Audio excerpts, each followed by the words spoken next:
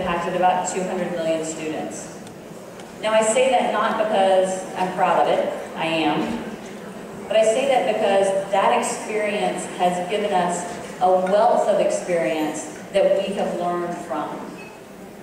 One of the things that we have learned in education at Microsoft is that while we're great at technology, we're not great at education. And so it is absolutely imperative for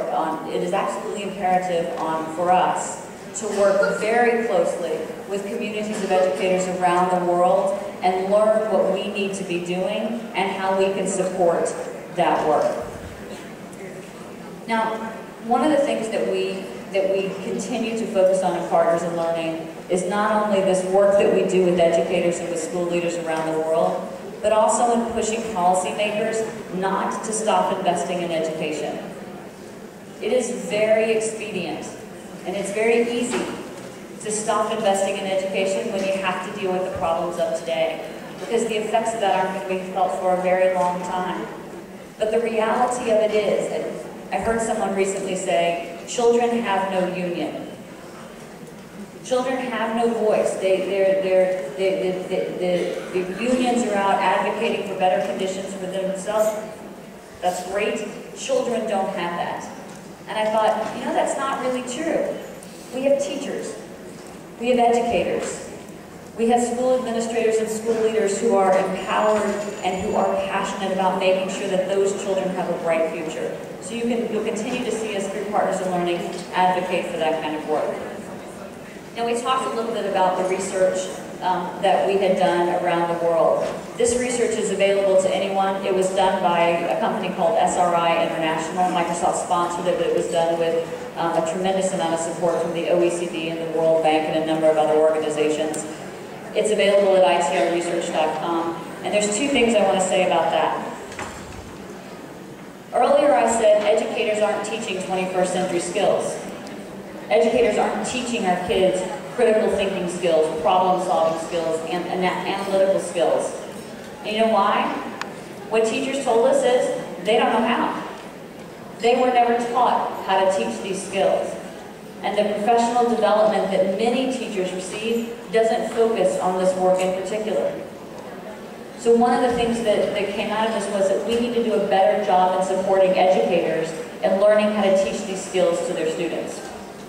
And so one of the pieces that we looked at was what helps teachers invest in this kind of work. And one of the most influential things that came out was engagement in research on teaching practice. The very act of asking a teacher about his or her teaching practice inspired self-reflection, introspection, and change. And for school leaders, that's a wonderful opportunity to sit down with teachers in a school or sit down with your faculty in a university and say, what are we doing? What are we doing and what should we be doing? And how should we measure what we're doing?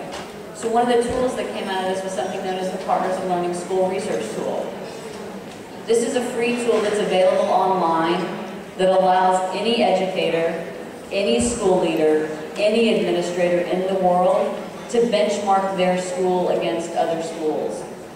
The data is confidential, it's kept private, but you can compare your school's activities to other schools, and you can come back over time and evaluate whether or not the professional development programs that you put in place are having an impact on your teaching practice. Partners in Learning work really breaks down into two big buckets. The first is Partners in Learning for educators, and this really falls under this notion of building capacity. Partners in Learning for educators is a series of professional development workshops, seminars, online resources, a whole collection of things that is a roadmap to educator mastery, so that you, educators around the world, know how to use technology effectively in their classroom. And as I said earlier, this is not something that Microsoft has any expertise in. We have an exceptional advisory board of international experts on education that help us think about these assets. We partner with education institutions around the world to bring these assets to educators. And it really breaks down into three buckets. One is technology fluency. Are educators fluent in the use of technology? Now, one of the things that the research showed us was that educators are really, really good at using technology in their personal lives. Educators use email, they text, they use PowerPoint, they know how to make movies in Movie Maker. They know how to do technology tasks. It's the second piece of this where things get more difficult, which is then how do you take that technology knowledge and use it in education? How many folks in this room are teachers?